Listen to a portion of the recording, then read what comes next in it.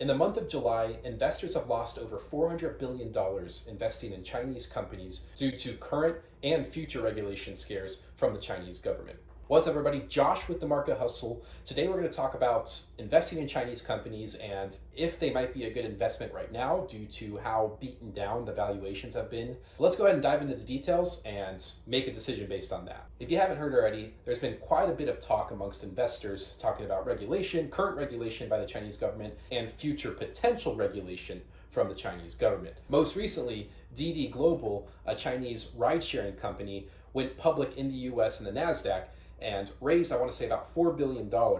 Right after they raised the money, Chinese regulators came back and pulled off the app out of all of their app stores, citing regulatory issues with the company. On top of that, China recently announced that they are banning or getting rid of all for-profit tutoring companies to further invest in their state-run education system, and most likely so that they have no competition against the state-run education system. All of this recent regulation has scared lots of investors who have looked at China and Chinese tech stocks and growth stocks as a good option for growth, and making them second guess if they should continue to invest in these companies due to the future threat of more regulation from the Chinese government. Well, to start this video off, let's ask the big question: what makes investing in China so appealing?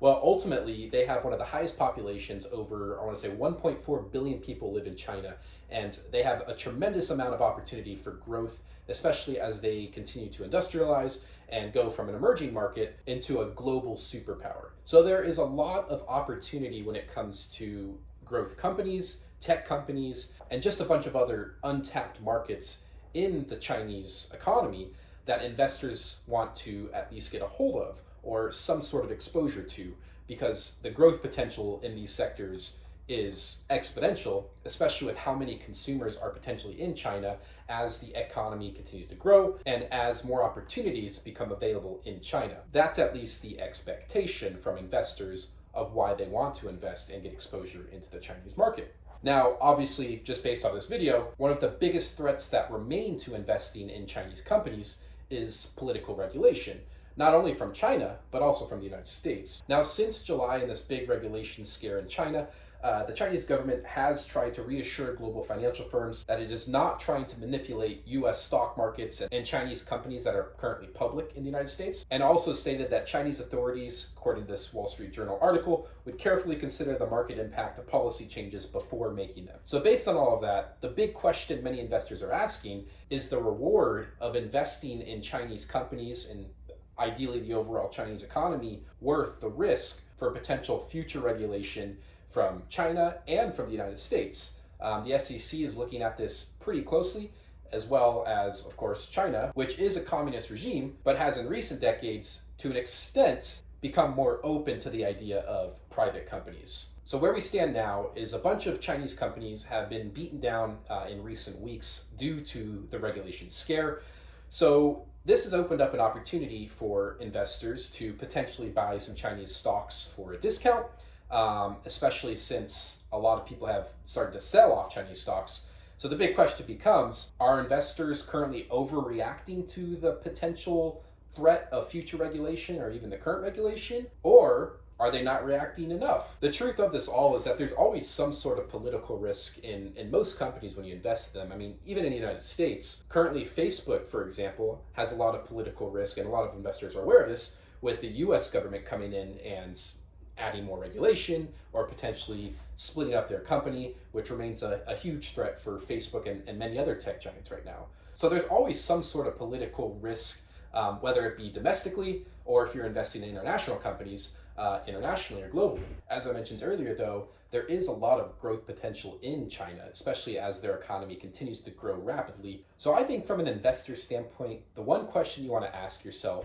is, I mean, of course, if you're investing in Chinese companies, the biggest risk, one of the biggest risks, of course, is the Chinese government themselves and regulation.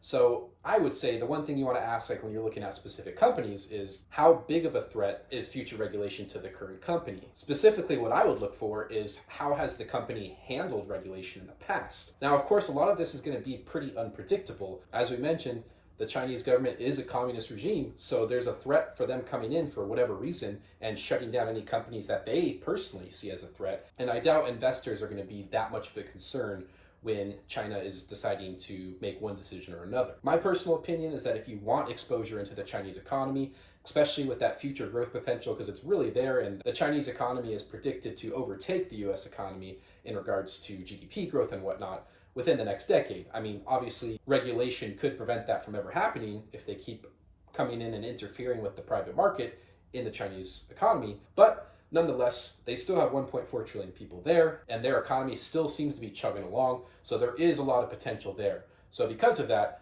I would always recommend to look into some sort of ETF or index fund that directly has exposure to the Chinese economy.